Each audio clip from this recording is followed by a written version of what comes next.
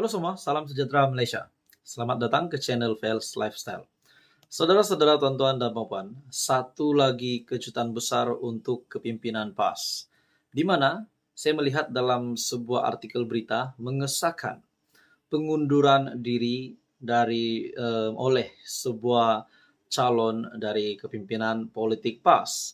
Dalam satu artikel dari biharian.com, Adun PAS minta digugurkan bertanding pada pilihan raya negeri. Nah, saudara-saudara, persoalan yang timbul adalah kenapa beliau minta digugurkan dan siapakah Adun PAS ini yang minta digugurkan untuk bertanding pada pilihan raya negeri. Mungkin ada juga spekulasi menyatakan bahwa adakah beliau tidak mau bertanding ataupun adakah kepimpinan politik yang lain yang juga menghantar calon bakal menang di kerusi yang bakal dipertandingkan. Jadi saudara-saudara, ini bagi saya kejutan baru lagi untuk kepimpinan PAS dan Perikatan Nasional. Sebab bayangkan kalau Adun PAS itu yang sepatutnya bertanding di kawasan, di kerusi tersebut, tiba-tiba dimenangi oleh kepimpinan politik lawan, adakah ini menjadi satu impak besar kepada kemenangan yang diidam-idamkan oleh kepimpinan PAS, khususnya Perikatan Nasional juga bagi pilihan raya negeri 6 negeri yang bakal dilaksanakan tidak lama lagi. Nah, saudara-saudara, Adun PAS minta digugurkan bertanding pada PRN. Berita sepenuhnya, PAS negeri mengakui ada antara wakil rakyatnya minta digugurkan daripada dicalonkan untuk bertanding pada PRN akan datang. Naib Presiden PAS sendiri menyatakan dalam artikel ini, Datuk Seri Dr. Ahmad Samsuri Mokhtar berkata, wakil rakyat berkenaan menghantar surat kepada kepimpinan tertinggi parti minta namanya digugurkan. Bagaimanapun, katanya, pimpinan tertinggi parti belum membuat keputusan sama ada memenuhi permintaan atau sebaliknya. Mereka memberi alasan minta digugurkan daripada bertanding untuk memberi peluang kepada muka baru. Tindakan beberapa wakil rakyat menghantar surat meminta namanya digugurkan dan memberi ruang kepada muka baru adalah pendirian unik. Katanya kepada media, selepas merasmikan pembinaan Loji Rawatan Air LRA Bukit Berapit hari ini. Nah, saudara-saudara, bermakna bukan satu orang saja calon yang adun ataupun wakil dari kepimpinan PAS yang menarik diri supaya tidak dicalonkan. Dalam artikel ini menyatakan tindakan beberapa wakil rakyat menghantar surat meminta namanya digugurkan. Adakah dengan ini mungkin lebih daripada 1, 2, ataupun mungkin lebih 10 orang? Nah, itu menjadi persoalan. Sebab tidak dinyatakan jumlahnya. Yang turut hadir adalah Setiausaha Kerajaan Negeri Tengku Seri Bijaya Raja, Datuk Seri Tengku Farouk Husin, Tengku Abdul Ajalil, Exco Infrastruktur, Kemudahan Awam, Utiliti dan Teknologi Hijau, Dr. Mamad Putih, serta Ketua Pegawai Eksekutif Syarikat Air Terengganu Sendirian Berhad Abdul Karim Endut. Pada pilihan raya umum ke-14, PAS menguasai 22 daripada kerusi Dewan Undangan Negeri, manakala 10 lagi kerusi dimenangi Barisan Nasional. Kerusi dimenangi BN adalah Dun Kijal, Bukit Besi Telemong, Seberang Takir, Batu Rakit, Langkap, Permaisuri, Jerti, Kuala Busut, dan Hulu Besut. Selain Terengganu, 5 negeri yaitu Selangor, Negeri Sembilan, Pulau Pinang, Kedah, dan Kelantan akan mengadakan pilihan raya negeri. Mengelas kaedah menggunakan bapa angkat untuk membantu kelancaran kempen, Adun Ruh Rendang itu berkata, PAS dan parti dalam gabungan PN akan menggunakan strategi sendiri. Katanya, PAS ada cara dan strategi yang lebih baik daripada menggunakan kaedah bapa angkat untuk membantu jentera pilihan raya di 32 Dun. Pada akhirnya, saudara-saudara, dalam satu artikel mengesahkan, Adun PAS minta digugurkan bertanding pada PRN. Menurut Anda, adakah ini akan memberikan kesan pertama, kesan buruk ataupun kesan yang baik kepada kepimpinan PAS untuk memenangi pilihan raya negeri pada kali ini? Teruskan bersama di dalam channel ini untuk info yang seterusnya. Mohon bantu channel ini dengan menekan butang like. Anda juga boleh share video ini dan tekan butang subscribe. Salam sejahtera Malaysia. Selamat datang ke channel Fels Lifestyle. Tuan-tuan dan puan, akhirnya Perdana Menteri Datuk Seri Anwar Ibrahim dengan satu lagi pendedahan yang berkaitan dengan pemimpin yang bersih dan pemimpin yang kuat menyakau duit kerajaan, duit rakyat. Seperti yang kita tahu, bahawa Datuk Seri Anwar Ibrahim sebagai Perdana Menteri sebelum ini pernah dikecam setelah melantik Zahid Hamidi menjadi timbalan Perdana Menteri. Kecaman itu diterima oleh Datuk Seri Anwar Ibrahim disebabkan Ahmad Zahid Hamidi sendiri berhadapan dengan pertuduhan di mahkamah.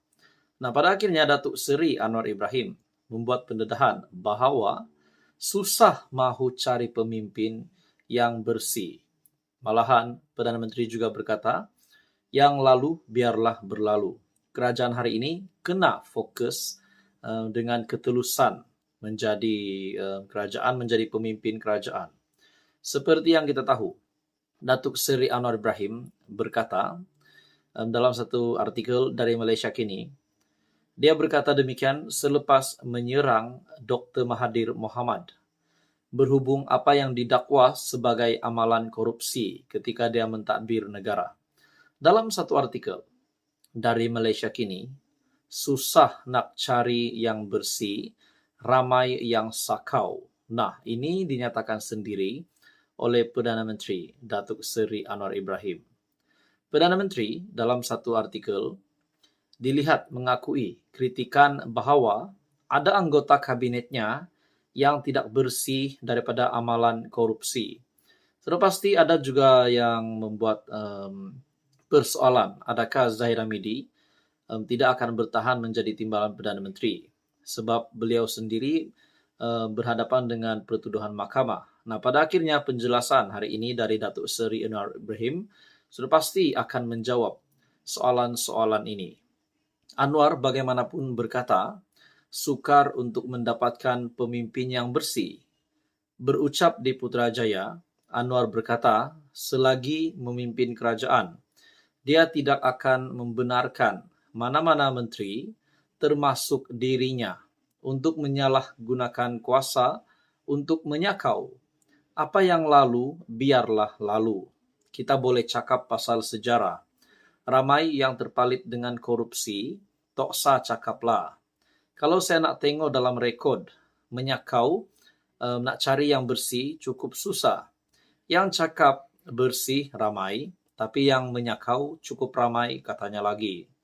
Dia berkata demikian, selepas menyerang Dr. Mahathir Mohamad berhubung apa yang didakwa sebagai amalan korupsi ketika dia mentadbir negara. Ketika baru menjadi Perdana Menteri, Anwar menerima kritikan. Selepas melantik Presiden UMNO, Ahmad Zahid Hamidi sebagai timbalan Perdana Menteri. Zahid sedang berdepan perbicaraan atas tuduhan rasuah serta turut dikaitkan dengan skandal kapal tempur pesisir ataupun LCS. Anwar pernah menjelaskan bahawa Zahid patuh dengan dasar pentadbirannya berhubung ketulusan dan amalan tender terbuka. Mungkin juga ada persoalan yang timbul. Adakah kalau Datuk Seri Anwar Ibrahim mahu mencari pemimpin yang cukup bersih, adakah akan dirombak kabinet dan mencari pemimpin yang bebas dari rasuah, bebas dari pertuduhan? Namun pada akhirnya, Datuk Seri Anwar Ibrahim yang telah memimpin kerajaan hari ini, walaupun ada menteri ataupun ada pemimpin di kalangan kerajaan yang berhadapan dengan kes mahkamah, tetapi menurut Anwar, apa yang lalu, biarlah lalu. Ramai yang terpalit dengan korupsi. Kalau saya nak tengok rekod, nak cari yang bersih, cukup susah, kata Datuk Seri Anwar Ibrahim. Bagi saya ini satu kejutan besar untuk Tun Mahathir dan Perikatan Nasional setelah Datuk Seri Anwar Ibrahim mendedakan. Susah nak cari yang bersih, ramai yang sakau. Jadi menurut Anda, saudara-saudara, ini pasti satu kejutan besar dari Perdana Menteri. Teruskan bersama di dalam channel ini untuk info yang seterusnya. Mohon bantu channel ini dengan menekan butang like. Anda juga boleh share video ini dan tekan butang subscribe. Halo semua, salam sejahtera Malaysia. Selamat datang ke channel Fels Lifestyle. Kembali lagi bersama di dalam channel ini dengan satu lagi topik panas yang sangat menarik, sangat mengejutkan.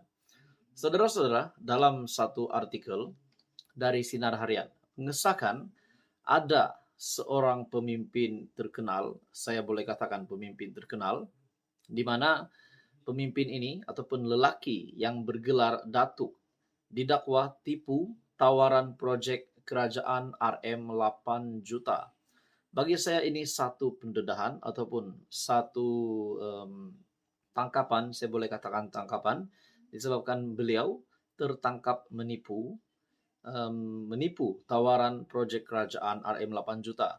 Sudah pasti banyak kepimpinan politik di Malaysia yang pasti dikejutkan dengan kabar berita yang panas ini. Dalam satu artikel dari Sinar Harian, seorang bekas setiausaha sulit kepada bekas timbalan menteri didakwa di Mahkamah Session pada Selasa atas pertuduhan memperdayakan seorang lelaki berhubung tawaran tender projek kerajaan bernilai RM 8 juta. Tertuduh Datuk Nasaruddin Mahamud yang berumur 57 tahun.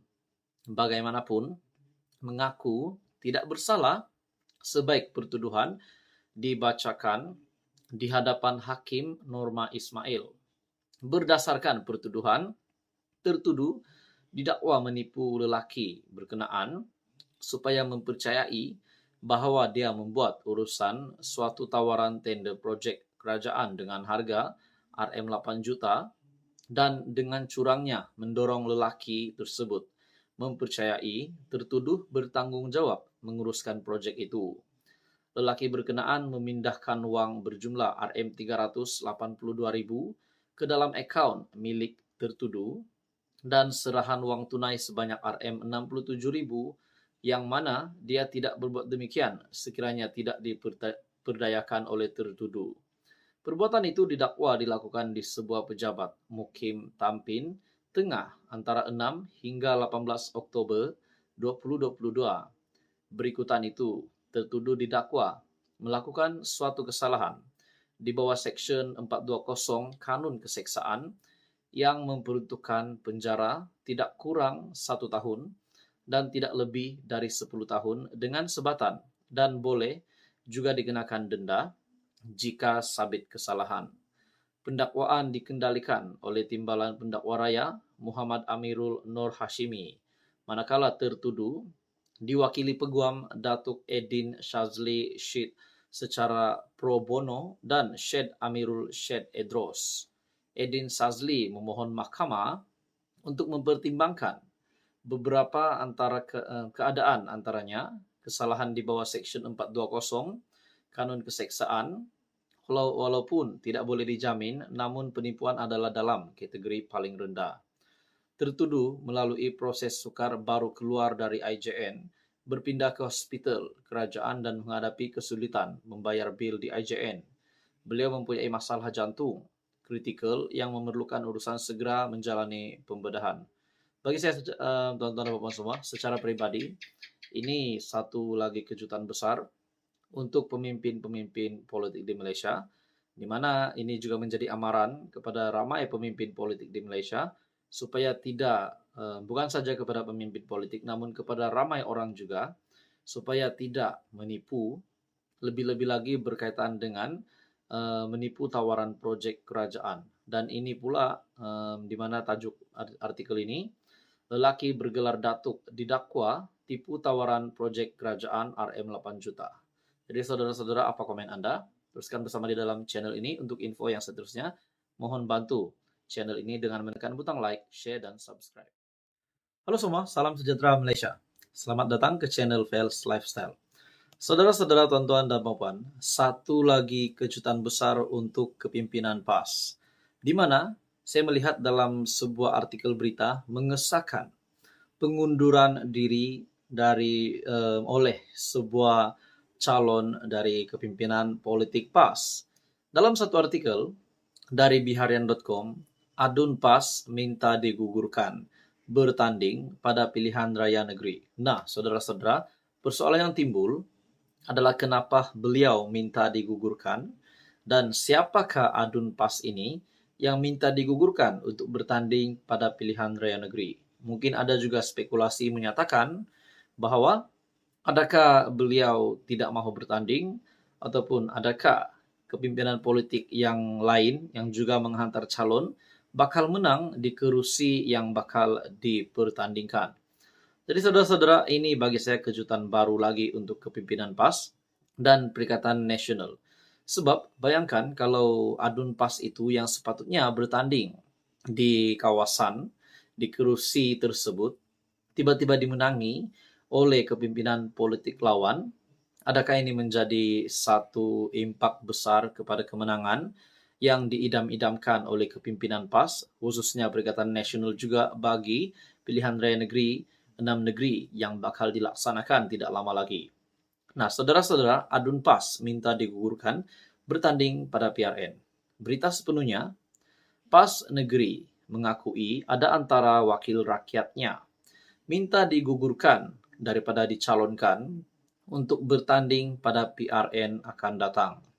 Naib Presiden PAS sendiri menyatakan dalam artikel ini, Datuk Seri Dr. Ahmad Samsuri Mokhtar berkata, wakil rakyat berkenaan menghantar surat kepada kepimpinan tertinggi parti minta namanya digugurkan. Bagaimanapun, katanya, pimpinan tertinggi parti belum membuat keputusan sama ada memenuhi permintaan atau sebaliknya. Mereka memberi alasan minta digugurkan daripada bertanding untuk memberi peluang kepada muka baru. Tindakan beberapa wakil rakyat menghantar surat meminta namanya digugurkan dan memberi ruang kepada muka baru adalah pendirian unik. Katanya kepada media, selepas merasmikan pembinaan Loji Rawatan Air LRA Bukit Berapit hari ini. Nah, saudara-saudara, bermakna bukan satu orang saja calon yang adun ataupun wakil dari kepimpinan PAS yang menarik diri supaya tidak dicalonkan. Dalam artikel ini menyatakan tindakan beberapa wakil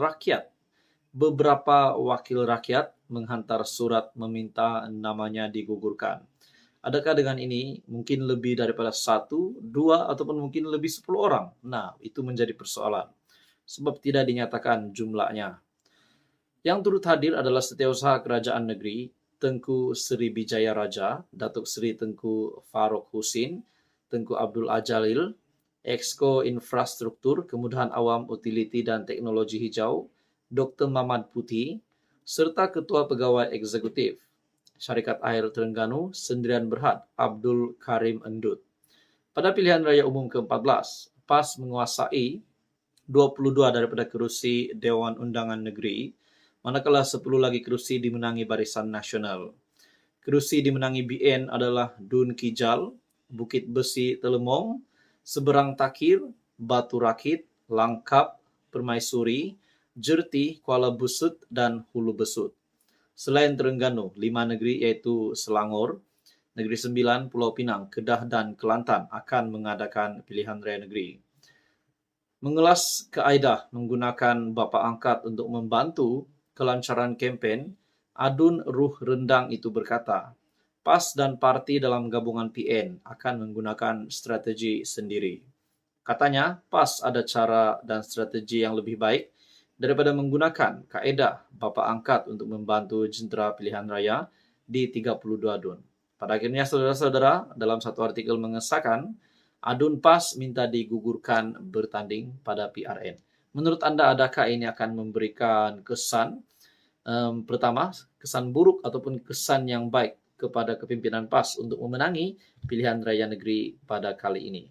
Teruskan bersama di dalam channel ini untuk info yang seterusnya. Mohon bantu channel ini dengan menekan butang like. Anda juga boleh share video ini dan tekan butang subscribe.